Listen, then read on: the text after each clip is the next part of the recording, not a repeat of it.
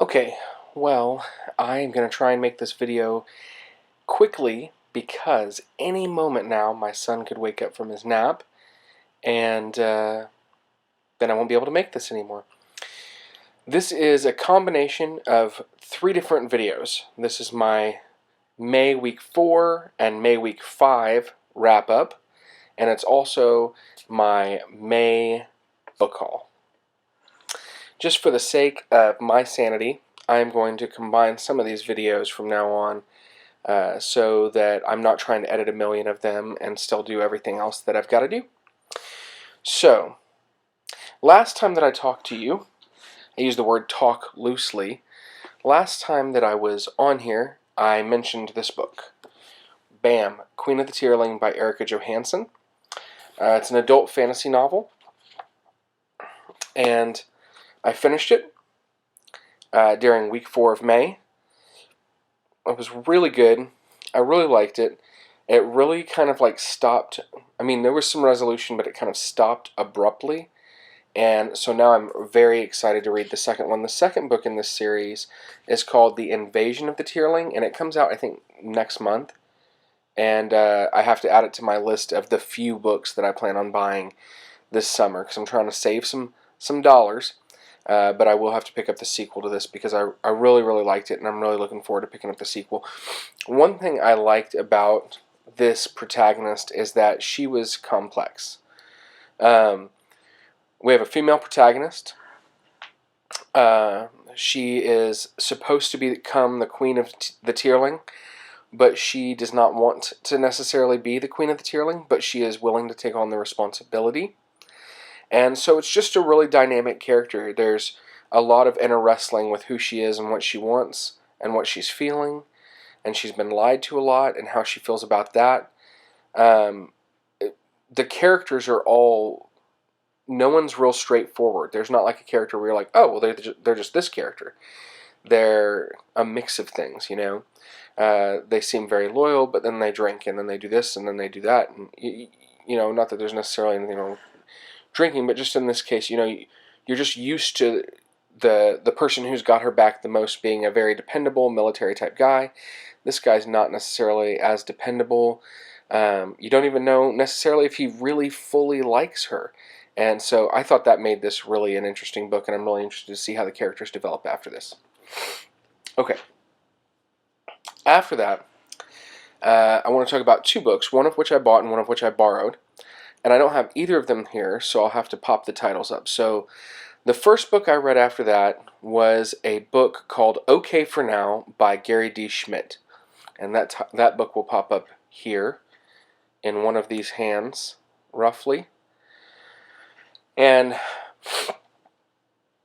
Gary D. Schmidt is the guy who wrote The Wednesday Wars, which I've not read, but I've heard of quite a bit. And every year as a teacher, we have a teacher book club.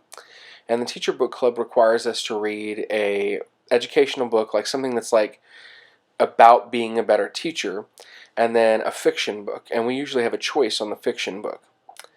So while I'm doing this, let me just show you another book I bought. Is this book right here, RTI in Middle and High Schools. I've not read this yet, but this is our educational book.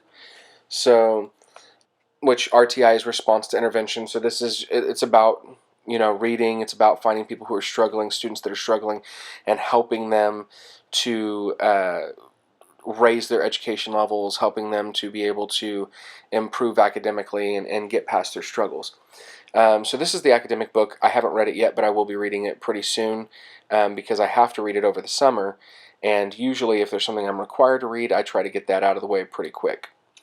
So I will be reading this soon. But back to Okay for Now. Okay for Now was one of the choices that we had for a fiction book, and it was really, really, really good.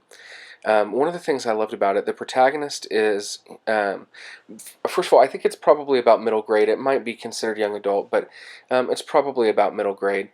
And the protagonist is a kid who struggles.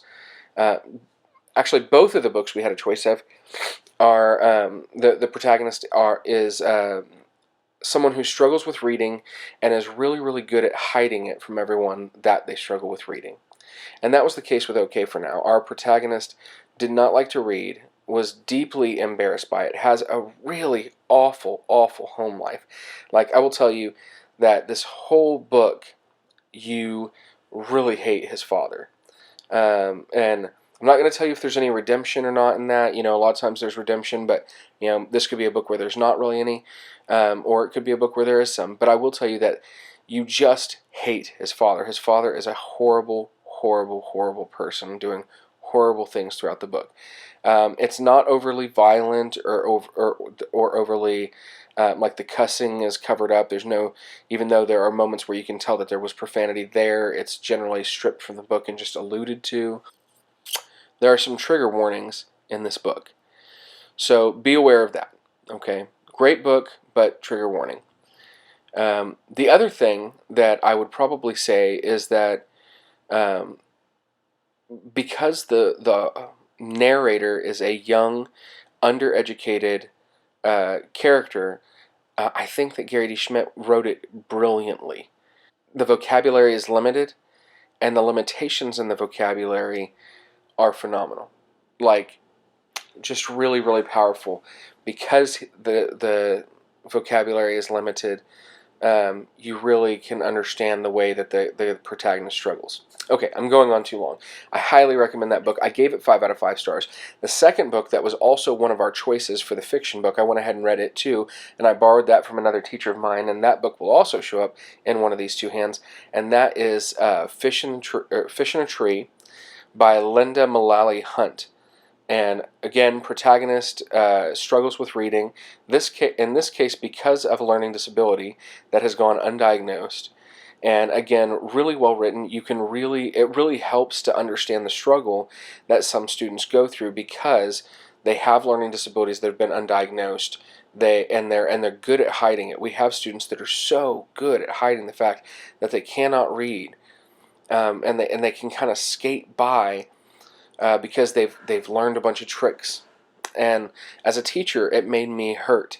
It made me want to be more aware of my students' home lives for when they're struggling, like in OK for Now.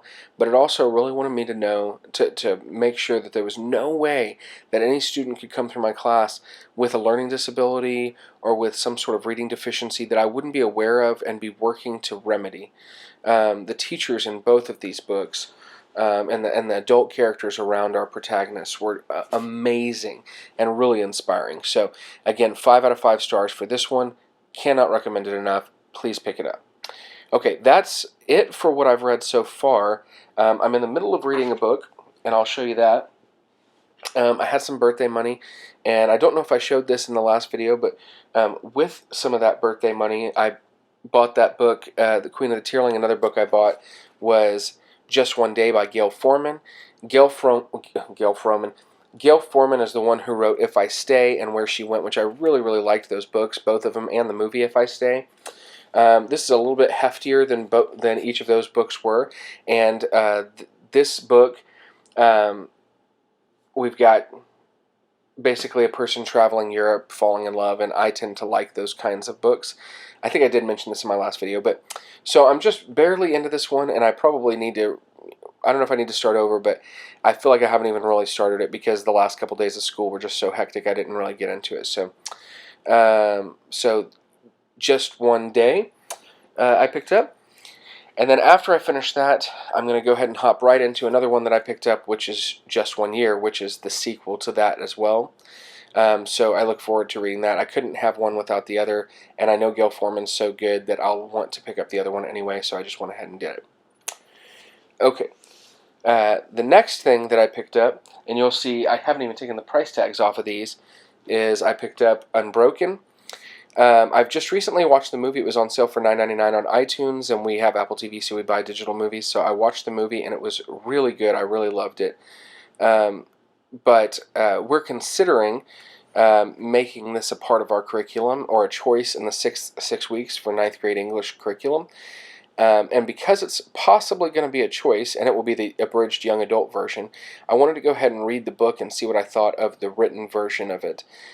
So I got it for $7.99 at Half Price Books, and I haven't even taken the sticker off yet, but I know I'm going to look forward to reading this.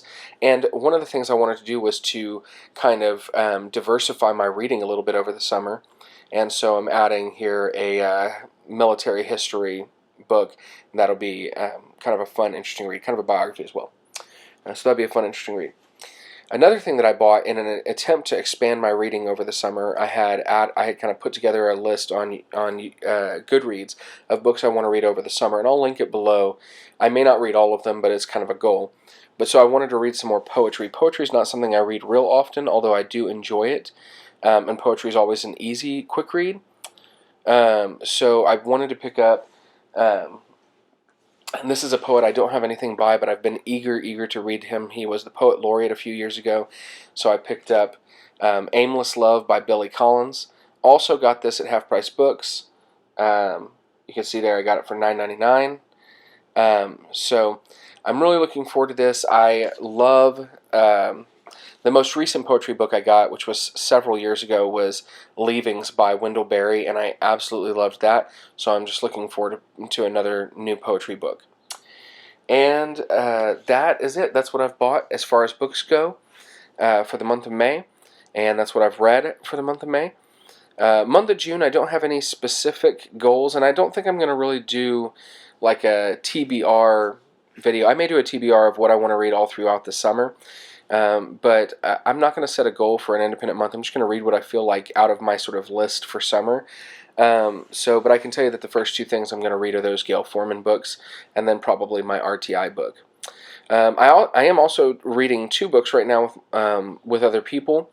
With my friend Josh in California, I'm reading The Desire Map by Danielle Laporte, and so I'll put a picture of that here. I don't want to say anything about it because I'm only about a fifth of the way through, and so I'd rather review it all when I get done with it. And the other thing that I'm reading is a book with my wife. We're reading a book called Loving Kids. I think it's either Loving Our Kids or Loving Your Kids on Purpose. Here's the book by Danny Silk. And that's sort of a Christian parenting book with a lot of connection to the whole love and logic thing. And so we're reading that to help us be better parents, and that's where we're at.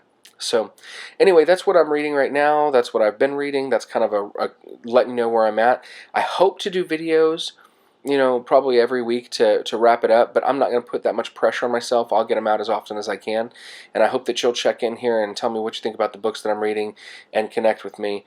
I'm going to link a couple YouTubers that I really enjoy, Booktubers I really enjoy, down below here, and I hope that you'll check them out. And until the next video, see you same lit time, same lit channel.